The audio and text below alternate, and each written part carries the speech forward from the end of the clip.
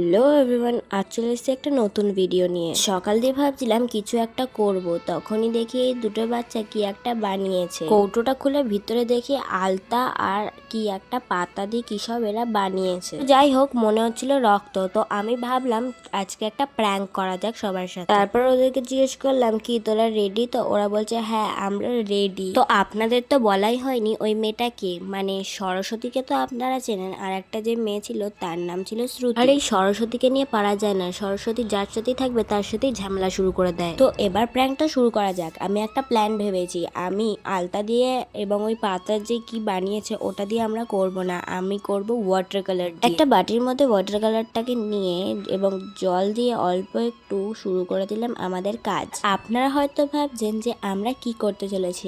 আমরা করতে চলেছি এটাই যে আমরা সবাইকে বলবো আমাদেরকে শ্রুতি ফেলে দিয়েছে, আর শ্রুতির ফেলে দেওয়ার কারণেই আমাদের লেগেছে। সরস্বতীকে রেডি করানোর পরে আমিও হয়ে গেলাম রেডি। পায়ে এবং হাতের দুটো জায়গাতেই আমরা লাগিয়ে নিয়েছি ওয়াটার কালার, যেটা দেখে মনে হচ্ছে সত্যি করার আমরা পড়ে গেছি এবং আমাদের কেটে গেছে। পরে আমরা শ্রুতিকে নিয়ে চলে গেলাম সবার কাছে বলতে যে শ্রুতি আমাদেরকে ফেলে দিয়েছে আর আমাদের কেটে গেছে। ফার্স্টে আমরা গেছিলাম সরস্বতীর মাসির কাছে, কিন্তু সরস্বতীর মাসি বিশ্বাসই করিনি। তারপর চলে গেছিলাম আমার ঠাম্মির কাছে, আমার ঠাম্মি বিশ্বাসও করে নিয়েছে, প্লাস আমাকে মলমও লাগিয়ে দিয়েছে। আর একটা জিনিস তো আমি বলতেই ভুলে গেছি, আমি যখন গেছিলাম আমার ঠাম্মিকে দেখাতে, আমার ঠাম্মি আমাকে বকেছে এবং বলেছে লাফালাফি করতে তো বারণ করি এই জন্যই। এখনো অবধি আমরা কাউকে বলিনি ওটা প্র্যাঙ্ক ছিল। তো তারপর চলে গেছিলাম আমরা একটু দোকানে, আমি কিনে দিয়েছিলাম সরস্বতীকে একটা আইসক্রিম। সরস্বতী পুরো মুখে মাখিয়ে খেয়েছে। কেটে যাওয়ার বিষয়টা আমরা কাউকে বলিনি, প্র্যাঙ্ক ছিল, আমরা পরে বলে দেব।